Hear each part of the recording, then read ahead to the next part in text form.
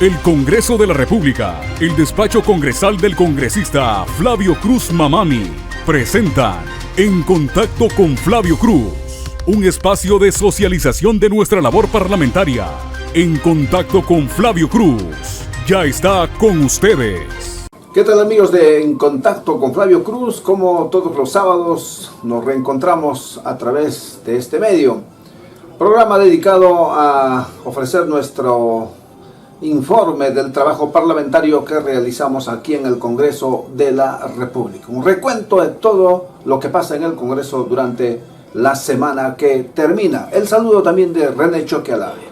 Saludos, amigos, a quienes ya están conectados en este horario de costumbre. Hoy estamos sábado 22 de octubre, es el 10º mes del año y es el programa número 45. Bienvenidos a todos ustedes a este segmento que habitualmente transmitimos los sábados desde el despacho del congresista del doctor Flavio Cruz. Bien, amigos, En Contacto con Flavio Cruz vamos a hacer un paréntesis, ¿no? Para hacer una invitación especial para que puedan participar en la carrera pedestre intercultural en Platería el 29 de octubre. Desde muy temprano, 8 de la mañana empezarán las carreras. Esta es las camisetas, una de las camisetas, porque hay otra de color blanca también que vamos a entregar. Ya están de viaje los materiales. Este es el gorrito para un poco cubrirnos del sol, todavía hay sol por allá, así que bueno, felicito también a Julio Cutipa, ya casi listo con el equipo de técnicos, las autoridades que van a apoyar, la logística, casi todo listo. Vamos a participar, movilízate y vamos a la carrera pedestre de Platería. No se olviden las inscripciones virtuales en www.flaviocruz.com. Llenan su formulario, imprimen su formulario y en la mañana, temprano, el día 29, se acercan al sitio donde corresponda, donde estén las personas encargadas, recogen su polera, recogen su numeración y a correr se dijo. Vamos rumbo a Platería 29. Movilízate y participa. Primera gran carrera pedestre intercultural en Platería. En homenaje al bicentenario del Congreso de la República y al 354 aniversario de la ciudad de Puno. Sábado 29 de octubre, 9 de la mañana. Se entregarán polos a todos los participantes. Inscripciones en Puno, Girón Cajamarca 342, segundo piso, oficina 3, Instituto Peruano del Deporte y en la oficina de registro civil de la Municipalidad Distrital de Platería. Inscripción virtual en www.flaviocruz.com. Participan damas y varones en las categorías escolar, juvenil y mayores. Grandes premios a los 10 primeros lugares en cada categoría. Participa tú también. Primera gran carrera pedestre intercultural en Platería. Los esperamos. Ingresamos a nuestro segmento El Pleno en el Congreso de la República. En realidad hemos tenido 3 plenos, ¿no? Miércoles, jueves, viernes. El miércoles sobre la elección del defensor del pueblo. Como ya en ocasión anterior nadie había alcanzado los 87 votos, en la segunda además uno de ellos renunció, ya no teníamos candidatos, la Junta de Voceros decidió dar por culminado el proceso de elección del defensor del pueblo. Se va a conformar una nueva comisión, un nuevo proceso, así que ese es el tema del defensor del pueblo. El día miércoles se trató ese tema. El día jueves tuvimos las actividades inicialmente se han aprobado varias resoluciones legislativas del defensa, del sector salud. Son de rutina algunos de ellos, porque algunos además han sido suscritos, por ejemplo, los convenios internacionales en años ya atrás y recién el Congreso está saneando, regularizando. El último cierre del Congreso, el Congreso complementario, la verdad que nos ha dejado muchísima tarea y recién se tiene que ir resolviendo poco a poco. Pero un tema importante que se abordó fue, por ejemplo, el tema de la ley de la salud mental. Eso sí es positivo, hubo incluso participación, debate. Sí hay problemas, uno no tiene que estar loco para decir que tenga un problema de salud mental, ya simplemente la ansiedad, la tensión, el estrés, una serie de cosas como estar con quizá alguna sintomatología de depresión, o sea, todo eso, y puede eso repercutir en la conducta ¿no? Familiar, laboral, amical y social. O sea, sí es un problema, yo creo, nacional el tema de la salud mental. Así que ahí el Congreso hace su tarea para implementar esta legislación. Esperemos la tarea del legislativo también. Por ejemplo, psicólogos para los colegios. Pero no se trata de tener la ley, sino se trata de implementar, dar presupuesto para que los colegios, las instituciones tengan servicio psicológico y quién sabe, tal vez también psiquiátrico de ser necesario. De la Comisión de Constitución al Desarrollo de Alternativas del Congreso de la República sobre las observaciones del presidente de la República a las autógrafas de ley. Esto en segunda votación fue aprobado. O sea, cada vez se quiere ajustar, ¿no? Tenemos un sistema presidencialista, pero nos estamos convirtiendo de a poco en un sistema parlamentarista, o sea, que tenga mucho más poder el Parlamento respecto al Poder Ejecutivo. Otra de Constitución, modificación de la Ley 28094, Ley de Organizaciones Políticas para consolidar el financiamiento transparente de la actividad partidaria, también fue aprobado. O sea, muchos bancos no quieren abrirle cuenta a los partidos políticos. No sé cómo está el tema de los movimientos, que también deben hacer su actividad financiera utilizando la banca o las cajas, pero en realidad si el sector privado no quiere aceptarte, te hace problemas o muchos requisitos, entonces yo creo que el Banco de la Nación debe cumplir ese papel. Por eso no parece bien esta legislación. De Cultura, declarar de interés nacional y necesidad pública el reconocimiento de la comunidad indígena Shipibo Conibo de Cantagallo como parte del sistema patrimonio cultural inmaterial de la nación. Estuvieron presentes ellos. Bueno, es toda una población, ¿no?, que en Cantagallo se han posesionado y bueno, es como si no existieran. Ahora, a través de esta ley, tienen existencia institucional, cual nos parece justo también. Otro de Cultura, declarar el 12 de diciembre Día de la Guitarra Andina, ¿no? Bueno, es tema cultural, en el Perú se toca guitarra, todos disfrutamos la guitarra, pues el día 12 ahora se celebrará el Día de la Guitarra Andina, porque hay diferentes tipos de guitarras. De Vivienda, declarar de interés y necesidad pública el deslinde de titulación del territorio de la comunidad campesina para incorporar en el proceso de formalización a los pobladores que forman parte de posesiones informales constituidas desde el 2004 al 2015 con fines de vivienda sobre propiedad comunal. Sobre este tema, inclusive tenemos una intervención en el sentido de que prácticamente estaríamos saneando, legalizando desde el Congreso de la República lo que hicieron en un momento de manera ilegal los invasores de terrenos. Si bien se refiere a territorio comunal de la costa, nuestra conclusión es que se estaría abriendo las puertas, ¿no?, generando inseguridad jurídica a que también puedan ser objeto de invasiones los territorios comunales de las comunidades campesinas en la sierra y en la selva.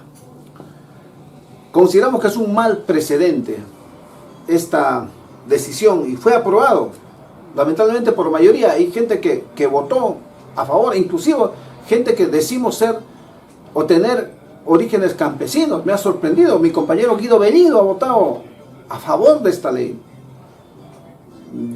No sé qué pasó, y varios, no recuerdo, pero la lista está clarísima, las votaciones. O sea, los que tenemos orígenes campesinos, venimos de una comunidad campesina, debemos defender el espíritu de la comunidad campesina. La Constitución Política dice que el territorio comunal es imprescriptible, inalienable. Tienen soberanía y tienen sus mecanismos propios de cómo desglosar, excluir de su territorio por acuerdo de asamblea, y por esos acuerdos se inscriben inclusive en registros públicos.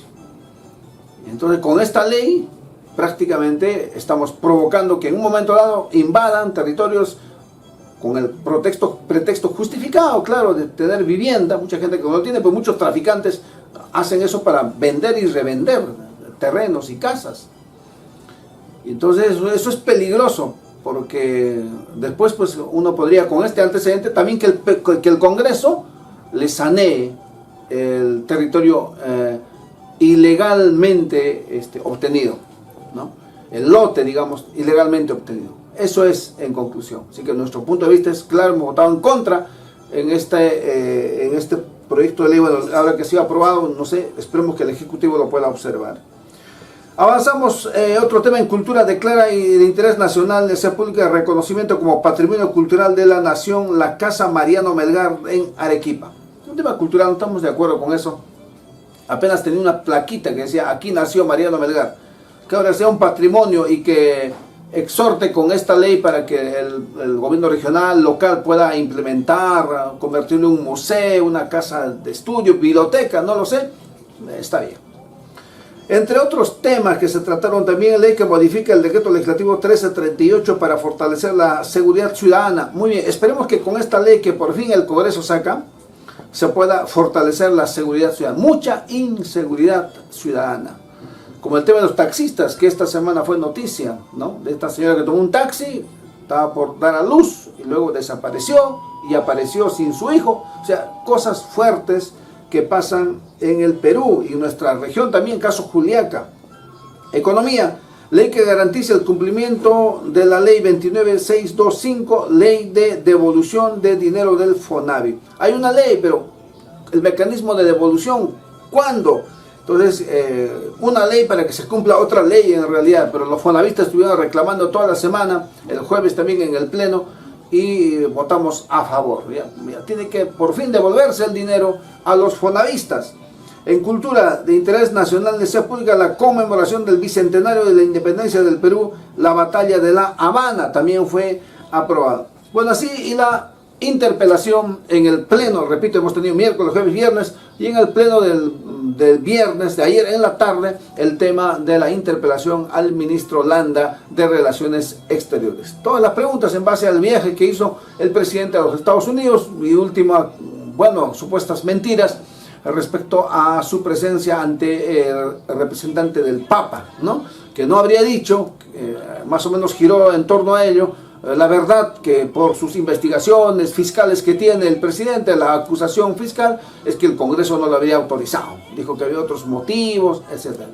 Un tema de la gente que en realidad en todo este tiempo está acosando, ¿no? Emplazando y pidiendo interpelar, como este caso censurar, y está en camino las firmas para una tercera vacancia.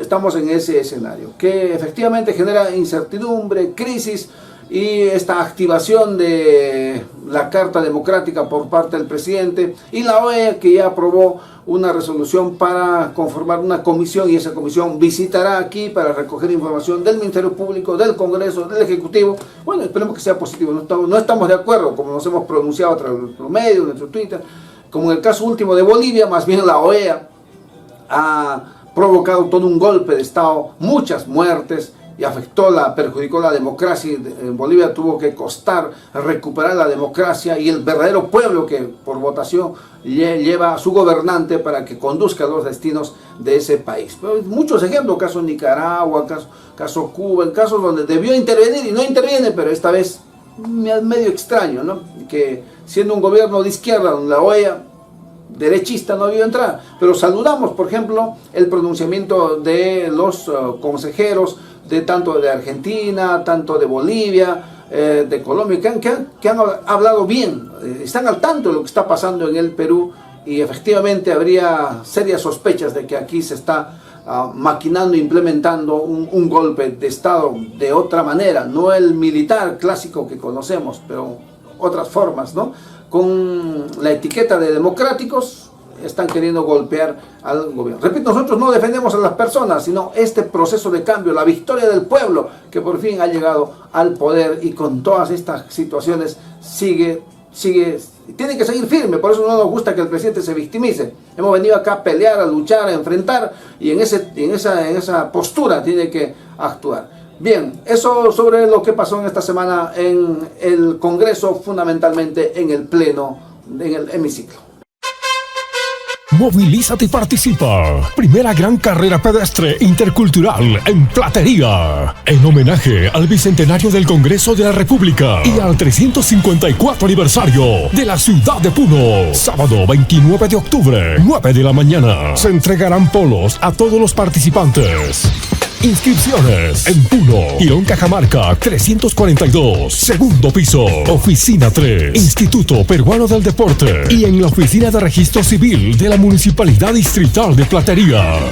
Inscripción virtual en www.flaviocruz.com. Participan damas y varones en las categorías escolar, juvenil y mayores. Grandes premios a los 10 primeros lugares en cada categoría. Participa tú también.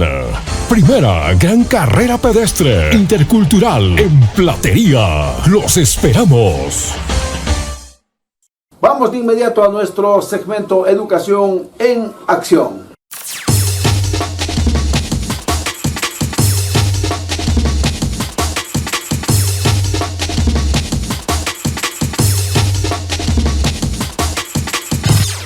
Bien amigos, empezamos nuestro segmento Educación en Acción. Ya estamos con René aquí para compartir varias cosas. El martes por fin estuvo el ministro de Educación en la Comisión de Educación.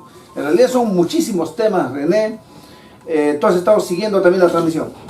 Sí, ha sido su presencia muy importante para esclarecer varios temas, ¿no?, que justamente ha sido planteado a través del despacho, así como de otros congresistas. Sí, el hecho de que el currículo no es pues permanente, que cada 5 años tiene que cambiarse como dice la ley, eso lo sabemos, así que mucha gente no lo sabe, había que decirlo, ¿no? Lo dijo el ministro. Después va a haber un piloto respecto a las últimas modificaciones del currículo que va a empezar en marzo del próximo año. El piloto se va a validar en diciembre del 2023. Lo que quiere decir que en enero, o en todo caso a partir de marzo del 2024, René, estaríamos implementando un nuevo currículo escolar.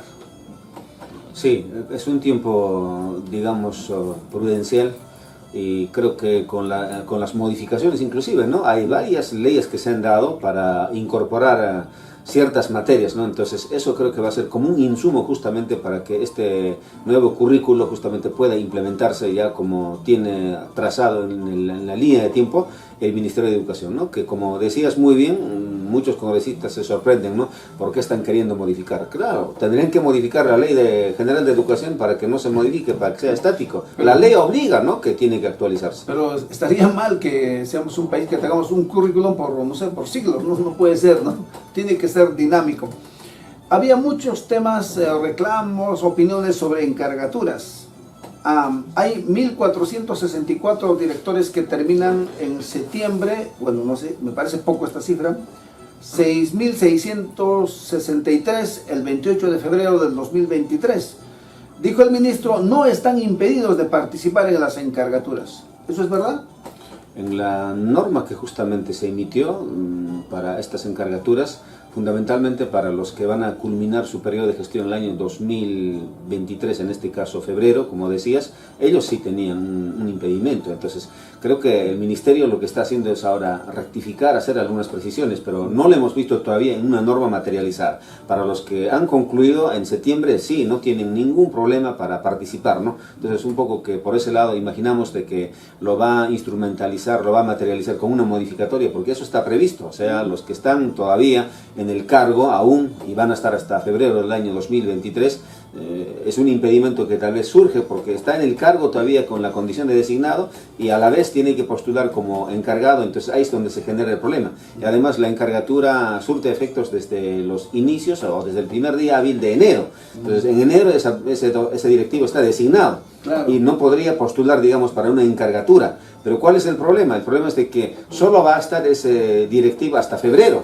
Hasta febrero, ¿no? Entonces, ese problema justamente se ha presentado y lo que se tiene que buscar es que exista una norma para que no perjudique, ¿no? Por supuesto que sí. Tendríamos que hacer otra encargatura si renunciara de enero y febrero, cuando ahí va a terminar. Y otra encargatura es un desorden. Sobre EIB, Educación Intercultural Bilingüe. Yo soy originario quechua, y el español es mi segundo idioma.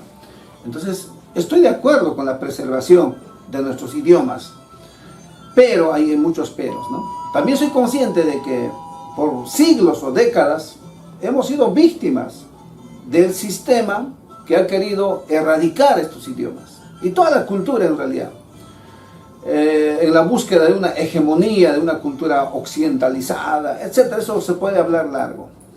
Entonces eso ha generado que realmente tengamos también generaciones de personas, de maestros en este caso, que no tienen dominio del idioma quechua, aymara, shipibo, xaninca. Entonces, cuando la norma dice que tienen que ser evaluados, tener dominio y tener una constancia que acredite que tengan una constancia que dominan quechua o aymara para adjudicarles una plaza, entonces resulta que tienen problemas. Muchos están estudiando, ha habido corrupción, incluso hay mucha gente que tiene 2 constancias sin hablar ninguno de los 2.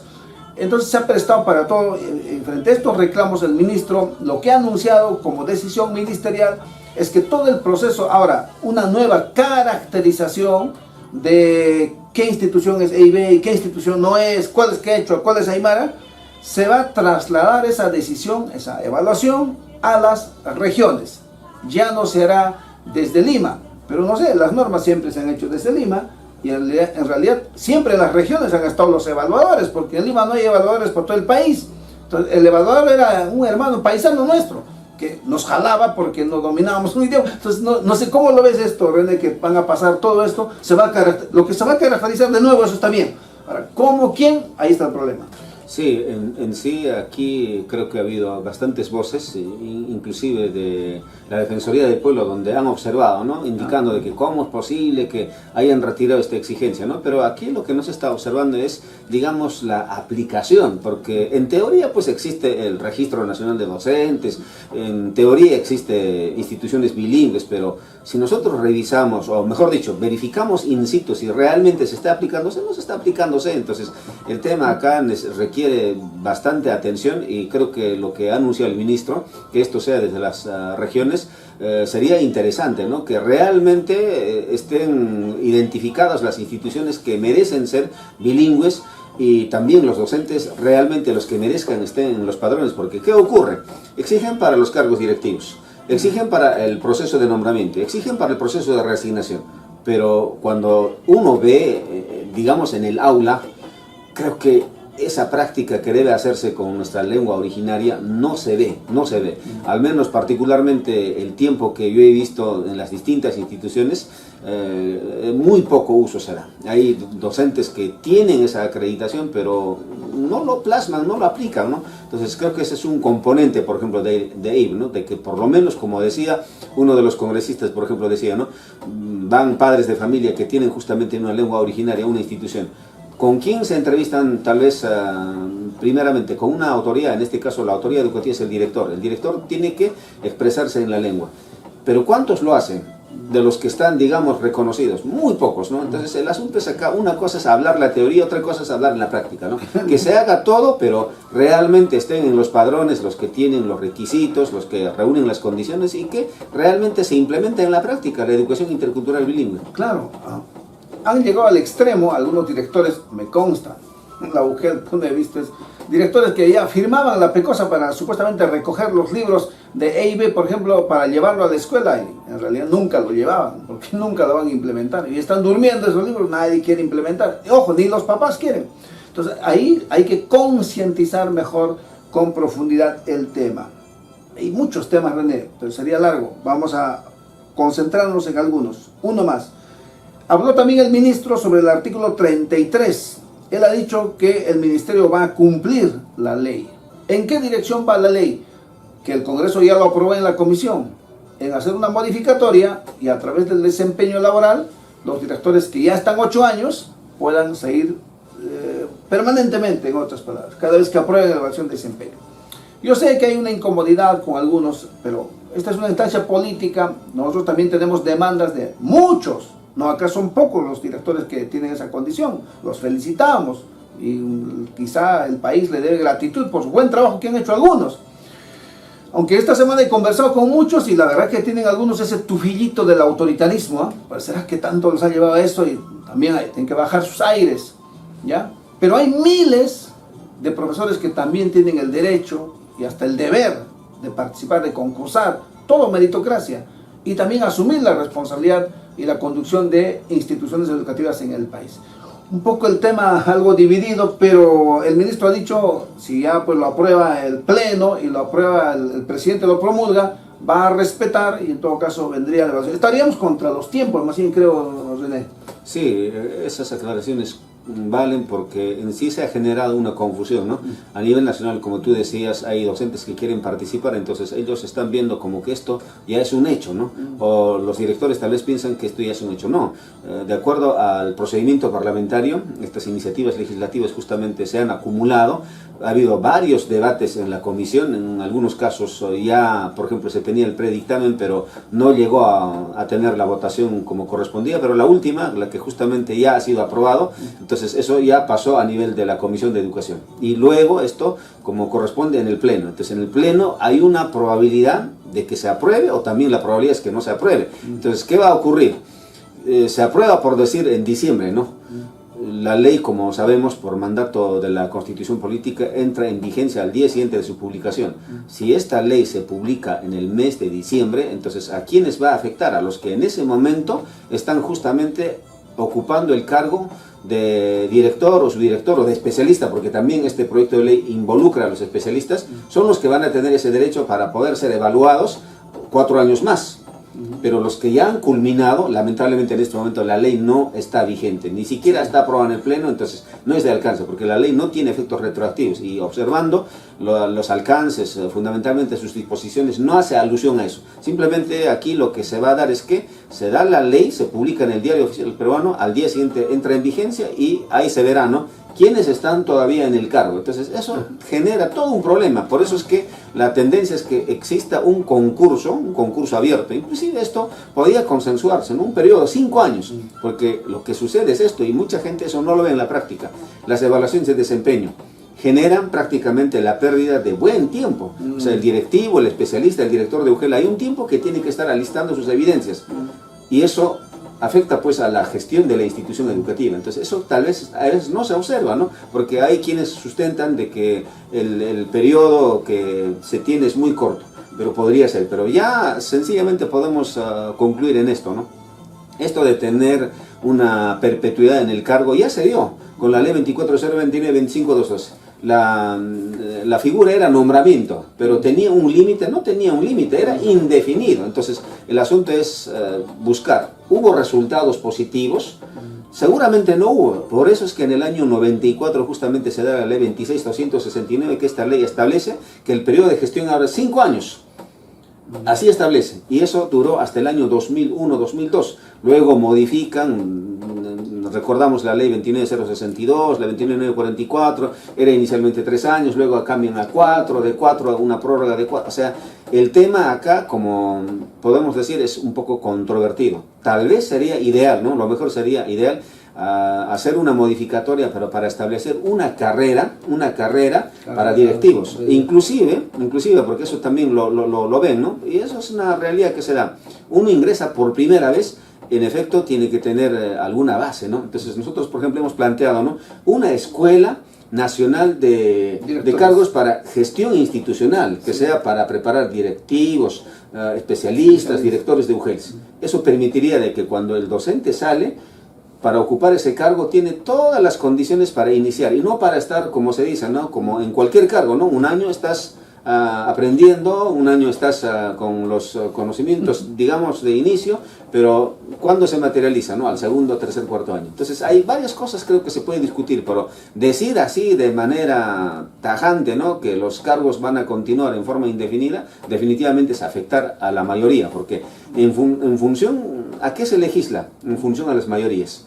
De hecho, yo escuchaba hace un tiempo un docente, por ejemplo, que daba un curso sobre los proyectos de ley, decía, ¿no?, cualquier proyecto de ley genera beneficios y genera perjuicios. Claro. Cualquier proyecto de ley, siempre va a haber un grupo favorecido y un grupo perjudicado. Cualquier proyecto de ley. En este caso, ¿cuál es la mística? Y en cualquier proyecto de ley, ¿cuál debería ser la mística? Favorecer a la gran mayoría.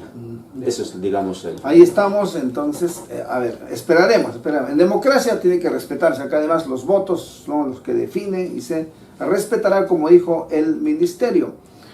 591 directores de primera y segunda escala. Esta es una larga explicación y el ministro no supo explicar también si el Congreso aprobó la ley. El primer concurso ellos podían acceder, muchos al parecer no han escalado, no han subido a escala, continúan, y cuando esta ley que estábamos hablando ahora último salga a favor, pues beneficiará también a ellos y continuarán por toda su vida con primera y segunda escala. Ellos no tienen la culpa. Acceso a cargos directivos, a ver, contexto, es más de 54.000 profesores para el concurso de directores y especialistas. Hay buena cantidad quieren ser directores y especialistas. 54.000 postulantes existen. Después falta el aplicativo para este tema del pago sin sentencia sobre preparación de clases. El acompañamiento docente, que va a ser el mejor maestro, el que va a acompañar, se va a volver a implementar un nuevo modelo y va a tener un plus los que resulten como acompañantes. Sobre el aprendizaje, hay 2 años de retraso en el aprendizaje de los alumnos. Esto sí es grave y no sé, hay que asumir decisiones en el país. Educación comunitaria dice que está en proceso de implementación. No parece, creo que aquí el ministro nos ha adornado. Sobre los EIBs urbanos, los libros que podrían pasar a la gestión de los gobiernos regionales. El padrón de APAFAS, que también se habló, hay una modificatoria ahí. Casos de violencia escolar, 48.252 casos de violencia.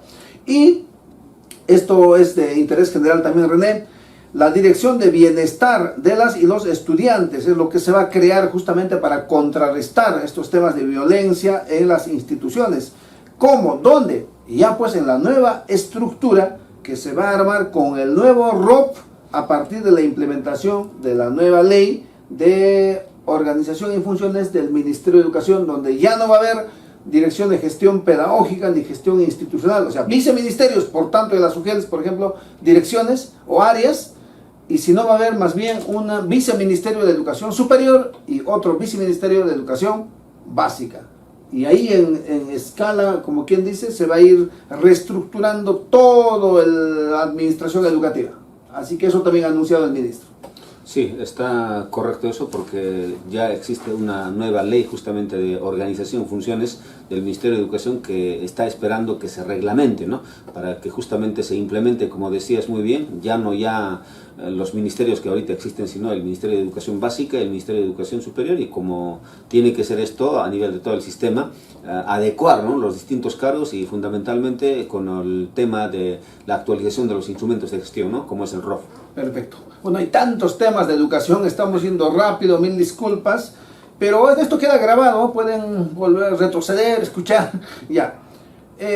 Hemos estado trabajando para docentes, pero auxiliares, contratados, pero también por los administrativos, ¿no? Entonces había un proyecto de ley donde nosotros también tenemos la autoría y finalmente ya se promulgó y se publicó el pasado miércoles 19. Incorporar el incentivo del CAFAE, que lo percibían aparte y que no se utilizaba para el cálculo de la compensación de tiempo de servicios al final, cuando ya dejabas de trabajar. Ahora es ley. ¿Y qué va a pasar con esto? El cálculo va a ser un monto mayor, ¿no? Sí, es bueno precisar, efectivamente, uno de los autores de este proyecto de ley es el congresista doctor Flavio Cruz. Es la ley 31.585 justamente que recoge esta iniciativa legislativa que ha sido publicada el pasado miércoles 19 de octubre del año 2022. La ley se denomina exactamente ley que incorpora el incentivo del CAFAE al cálculo de la compensación por tiempo de servicios del personal administrativo comprendido en el decreto legislativo 276, ley de bases de la carrera administrativa. Entonces, para que podamos ubicar en el contexto, ¿no?, cómo se otorga hasta este momento la compensación por tiempo de servicios. Se otorga únicamente en función a la remuneración que percibe un trabajador del decreto legislativo 276. Ahora, bajo el nombre, ¿no?, del monto único consolidado, ¿no? Simplemente es eso. Y ese monto, revisando las escalas remunerativas de los grupos ocupacionales, es una cantidad irrisoria. Pero no se toma en cuenta para nada lo que también perciben como una forma, digamos, de apoyar en lo que es su ingreso de este personal, como es el incentivo único. No sirve para ningún cálculo, ¿no? Sencillamente ese monto se paga mensualmente, pero no es base de cálculo para este beneficio de la CTS, ni tampoco, por ejemplo, tiene efectos pensionarios. Entonces, con esta ley lo que se busca es que ahora, para calcular su CTS, lo van a sumar cuánto es su ingreso de ese trabajador mensual y cuánto es su ingreso por el incentivo único.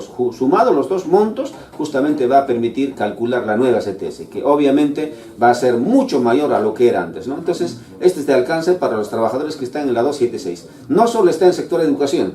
Trabajadores de la 276 están en el sector salud, agricultura, en los distintos niveles de gobierno, gobiernos locales, gobiernos regionales, ese es transversal. Entonces, este es un proyecto de ley que beneficia al sector de educación, a los administrativos y a los distintos sectores que están justamente sometidos al régimen del decreto legislativo 276. Bien, pasamos a otro tema que es preocupante. Les damos la alerta, porque esto quizá debió hacerlo el sector de educación, el ministerio, la SUGEL, pues no lo hacen, obvias razones, porque no quieren ganarse los problemas, pero lo ha hecho aquí. Tenemos un comunicado del SUTEP Chucuito Juli, lo cual felicitamos, porque hacen referencia a la vigencia de la ley 30.179 que modifique el artículo 2001 del Código Civil, que viene de 1980, en relación a los plazos de prescripción respecto a la reclamación de un derecho laboral, en este caso económico, por ejemplo. Vamos clarito, este 25 de noviembre del 2022 se cumple 10 años de la vigencia de la ley de reforma magisterial. Vamos a hacer un foro, y no es que el día del foro vamos a anunciar, René, hay que hacerlo con anticipación, porque les quedaría como 20 días a todos los que no han reclamado su derecho. O sea, que, no sé, por obvias, diferentes razones. No han dicho, a mí me deben por preparación de clases o por cualquier otro motivo. Ya pasan 10 años, sobre todo con este tema de la ley, y ya prescribe, o sea, ya lo pierdo todo. ¿Así está bien para explicar, René? Sí, en términos sencillos creo que eso es lo correcto, ¿no? Porque en sí las deudas que puede tener, por ejemplo, en este caso hablamos del Estado, ¿no? No siempre se puede reclamar en cualquier momento, ¿no? Eso está previsto justamente bajo la figura de este término que es prescripción. O sea, las deudas se pueden perder por el paso del tiempo, por el transcurso del tiempo. Entonces, en este caso, aplicando las normas, efectivamente tú o cualquier persona tiene derecho para reclamar, para poder materializar esta deuda en el transcurso máximo de 10 años, ¿no? Eso es, claro, hay bastantes posiciones sobre esto, pero casi la posición es uniforme, ¿no? Que si el Estado, en este caso, adeuda a un trabajador, entonces el trabajador, ¿qué tiempo tiene para reclamar? 10 años. Entonces aquí lo que llegaríamos a concluir es que la ley del profesorado, la ley 24029 y su modificatoria, la ley 25212, estableció varios derechos. Y esos derechos nunca han sido materializados en su momento. ¿Qué tuvo que pasar, ¿no? Los docentes tuvieron que optar, por ejemplo, por ir a la vía judicial. La vía judicial recién les reconoció ese derecho, ¿no? Recién en estos años se está reconociendo. Entonces aquí sería bueno puntualizar 3 deudas que en estos momentos son ya con sentencias de la Corte Suprema, porque creo que alguna vez yo vi, analizando, había unas 10 deudas, ¿no?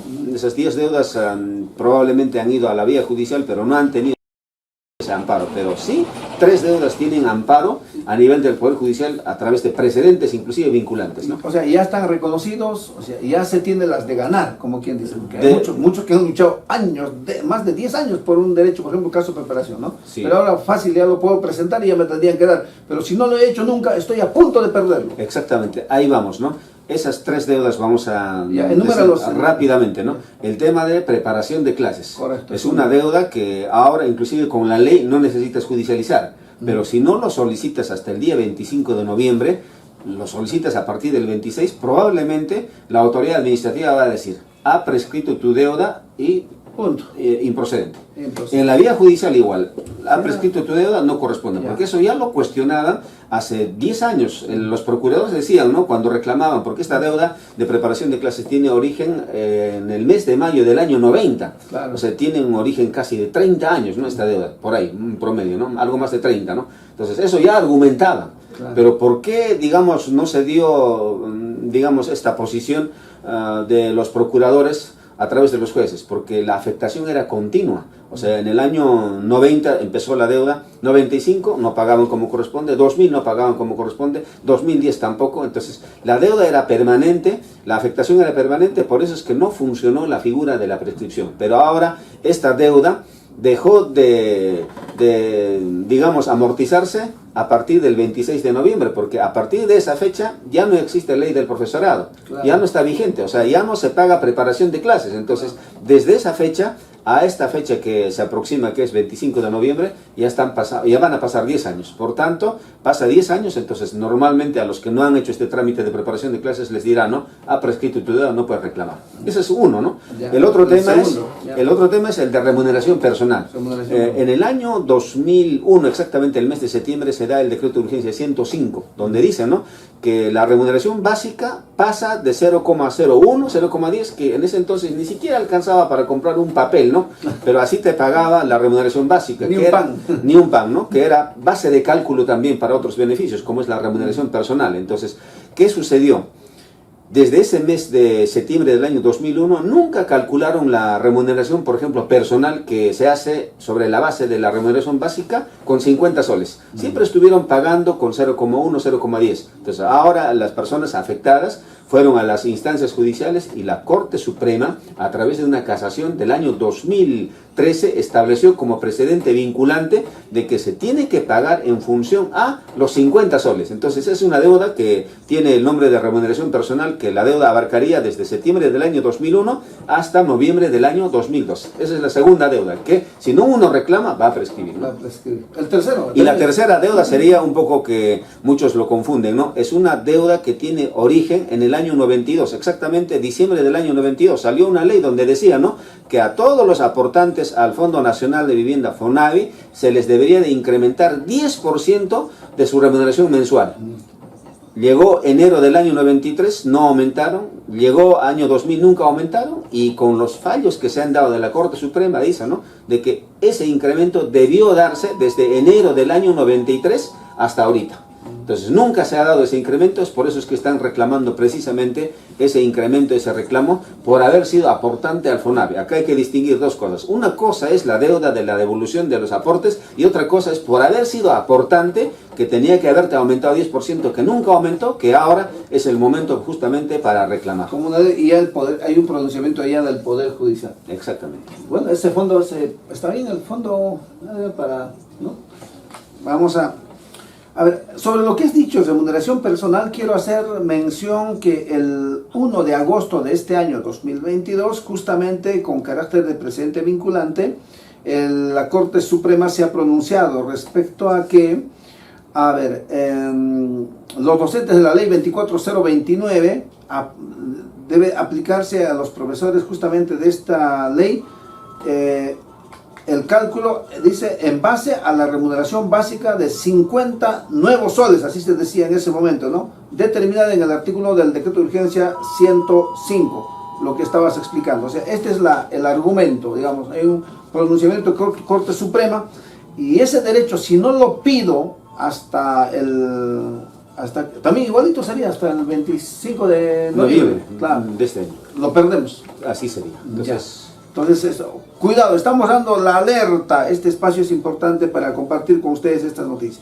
Y lo que decía sobre el FONAVI está sustentado también en esta sentencia de vista 364-2021, incremento del 10% del haber mensual. Recuerden lo que acaba de explicar acá el doctor René. No solamente lo que aporté me tienen que devolver, porque es mi plata, sino que también por haber sido aportante, me debieron aumentar un 10% en mi remuneración, que nunca se hizo en el caso de educación, porque en otros sectores sí se hizo. Sí, eso es lo correcto. Entonces, bueno, es cuestión de que puedan hacer sus reclamos, sus peticiones, porque acá está claro. Por ejemplo, a ver, en lo que es remuneración personal, vamos a indicar a quienes de alcance, ¿no? A quienes de alcance. Todo aquel que en el año 2001, septiembre del 2001, tenía vínculo. Claro. Independientemente del régimen que podemos señalar, ¿no?, porque ahí estaba vigente la 24029, la 25412. En el caso de la deuda del incremento de 10% del FONAVI, tener vínculo a diciembre del año 92. O sea, si alguien tuvo un vínculo laboral antes de diciembre del año 92, por decir 91, 90, 89, ni hablar les corresponde, ¿no? Claro. Hasta esa fecha. Oye, pero más o menos nuestras promociones. Sí, algunos mayores que nosotros y los que vienen después de nosotros, pero ya más bien los más jóvenes como que ya no les a partir del año 93 no.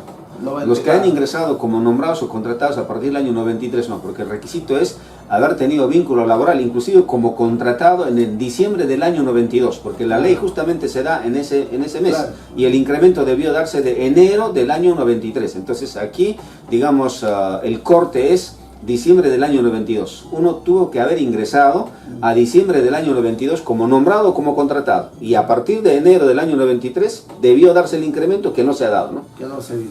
Mucho ojo, pestaña y ceja sobre estos temas que les estamos compartiendo. Bueno, tengo acá las disposiciones complementarias de la ley 29944, la disposición quinta que decía el concurso público para acceso a cargos de directores de instituciones educativas.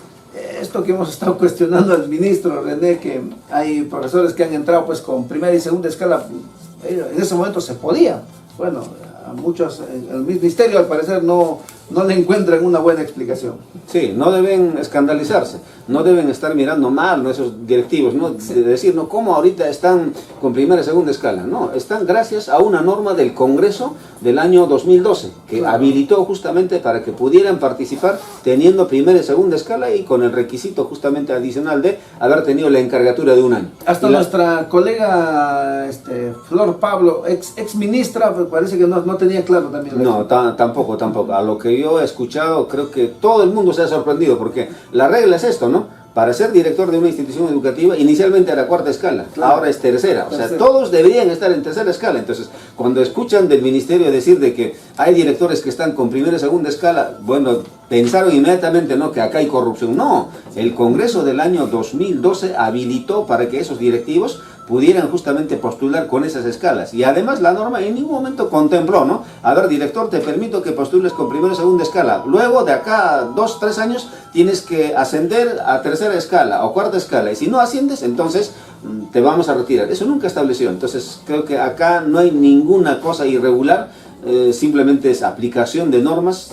La propia ley habilitó y así es. 591 profesores, que si sale la ley de la modificatoria como están las cosas del artículo 33, pues seguirán siendo directores, ¿no?, si son buenos.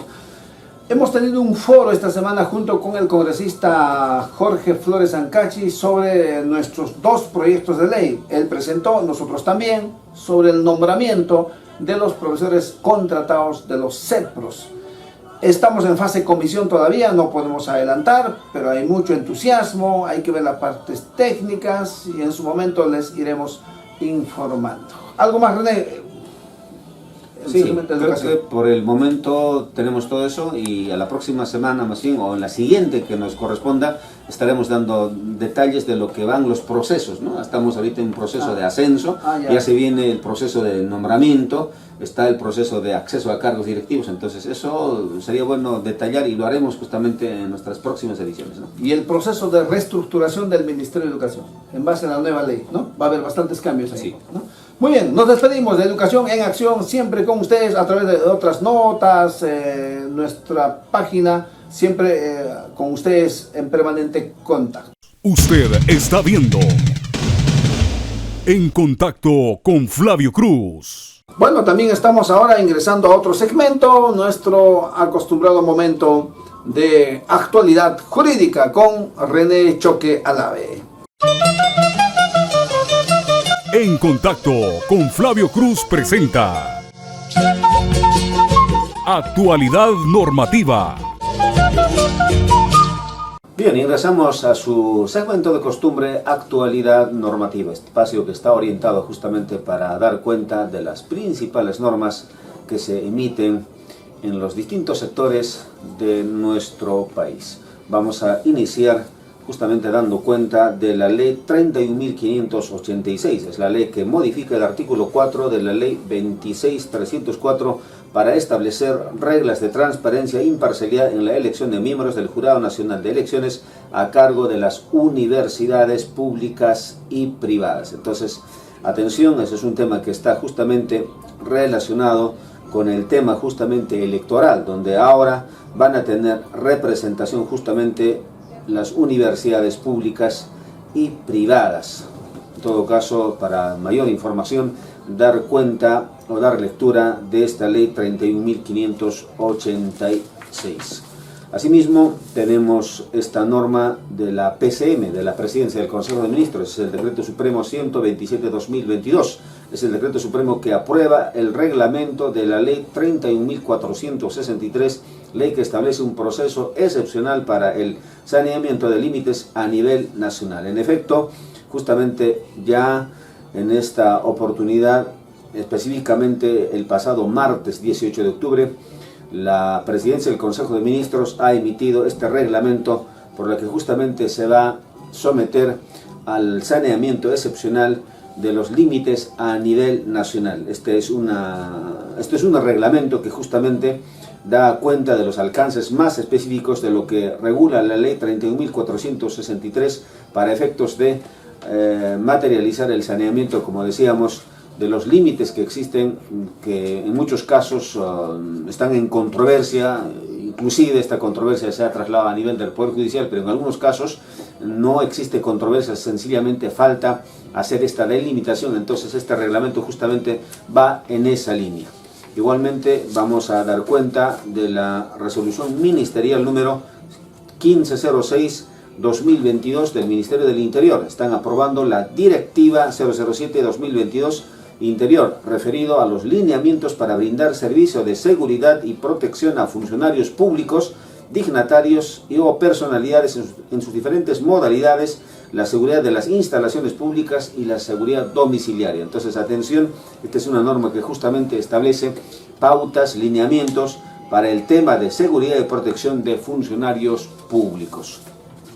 Asimismo, vamos a dar cuenta de la resolución directoral número 0235-2022. Es la que justamente aprueba los lineamientos para el uso del módulo de creación y actualización de registros en el aplicativo informático para el registro centralizado de planillas y de datos de recursos humanos del sector público AIRP de las entidades del sector público. Bueno, como es de conocimiento de toda la administración pública, cualquier ingreso de personal o modificación de algunos datos que justamente se da en la administración pública tiene que ser registrado obligatoriamente en este sistema conocido como AIRP. Entonces, a través de esta norma se está aprobando los lineamientos para el uso de este módulo. Asimismo, se está derogando la resolución directoral 004-2022, la que aprobó precisamente los lineamientos para el uso de este sistema. Y en este caso concreto está referido específicamente para la creación y registro de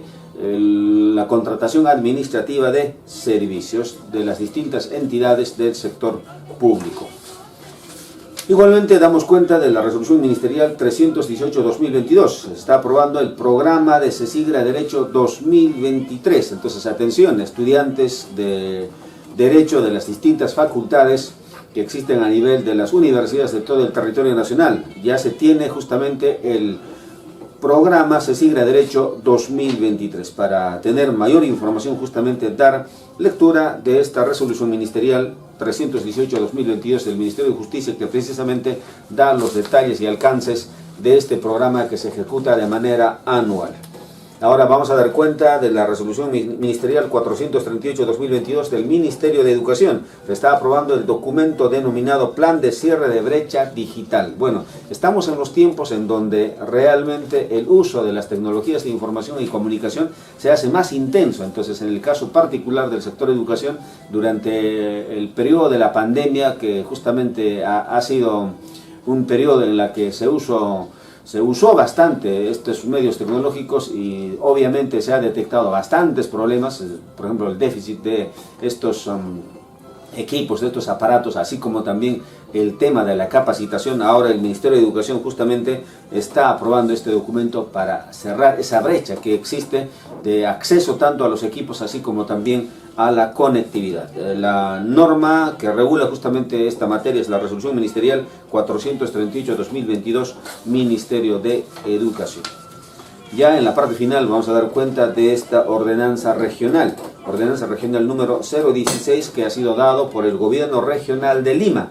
Establecen cálculo de la bonificación especial mensual por preparación de clases y evaluación, así como la bonificación adicional por desempeño de cargo y por preparación de documentos de gestión, y disponen, ¿no?, a las unidades de gestión educativa local de la región Lima elaboren liquidaciones de oficio y dictan diversas disposiciones. Bueno, esto vamos a comentar justamente con más amplitud en alguna edición, porque estamos en un periodo en que justamente ya se acerca los 10 años de vigencia de la ley de la reforma, y a la vez se acerca pues ya 10 años justamente que ya no va a tener o no tiene eficacia los efectos legales de esta antigua ley, la ley del profesorado, que estableció muchos derechos. Bien, eso sería todo por esta oportunidad. Nosotros nos despedimos para regresar en el siguiente espacio. Gracias por su atención. Bien, amigos, para despedirnos les queremos comentar que esta semana que viene vamos a estar en la semana de representación. Empezando, acompañaremos el 96 aniversario de la provincia de San Román, de Juliaca, en sus actividades. En realidad es semana de aniversarios de UGEL, semana también saludos para la UGEL Chucuito Juli, saludos a la UGEL El Collao, mil perdones por no estar presente, tenemos una serie de actividades, muchos cruces de actividades aquí, tenemos que ir en algún momento. Vamos a estar en los congresistas en Putina el día miércoles, el jueves estaremos en Sandia. El día 29 tenemos nuestra carrera pedestre desde Platería.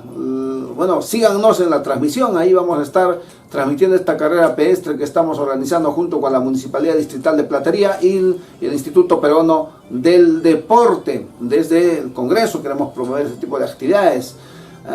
Muy bien, y también luego vamos a estar en las actividades del Día de Puno, así que saludos anticipados por el 354 aniversario de Puno. No solamente en el desfile escolar del día 28, que queremos acompañar a la UGEL Puno, sino en las actividades protocolares del día 4. Y luego el día 5 tenemos el reconocimiento a las personalidades que han contribuido al desarrollo histórico de Puno como capital de la región. Vamos a reconocer a muchas personalidades, estaremos con las autoridades. Es nuestro saludo. Y en realidad aquí a Lima estaremos regresando recién el día 6 para ponernos en orden. El día 7 que estamos buscando una audiencia con el Ministerio de Educación con todos los problemas de infraestructura que tenemos. Y el 1 y el 2, el día de los difuntos, de los santos, tenemos tantas familias, tantos familiares que hemos perdido, amigos, sobre todo con motivo del COVID. Así que nuestra condolencia, nuestra compañía, trataremos de estar allí con ustedes, como siempre, en un reencuentro con nuestra población, con nuestra gente. Saludos, nuestra despedida. Si no podemos estar a la orden los siguientes sábados, de otras formas vamos a estar con ustedes y luego ya volveremos al formato que tenemos de En Contacto con Flavio Cruz en una siguiente edición. Hasta siempre. Movilízate y participa. Primera gran carrera pedestre intercultural en Platería. En homenaje al bicentenario del Congreso de la República y al 354 aniversario de la ciudad de Puno. Sábado 29 de octubre, 9 de la mañana. Se entregarán polos a todos los participantes. Inscripciones en Puno, Cajamarca 342, segundo piso, oficina 3, Instituto Peruano del Deporte, y en la oficina de registro civil de la Municipalidad Distrital de Platería. Inscripción virtual en www.flaviocruz.com. Participan damas y varones en las categorías escolar, juvenil y mayores. Grandes premios a los 10 primeros lugares en cada categoría. Participa tú también. Primera gran carrera pedestre intercultural en Platería. Los esperamos.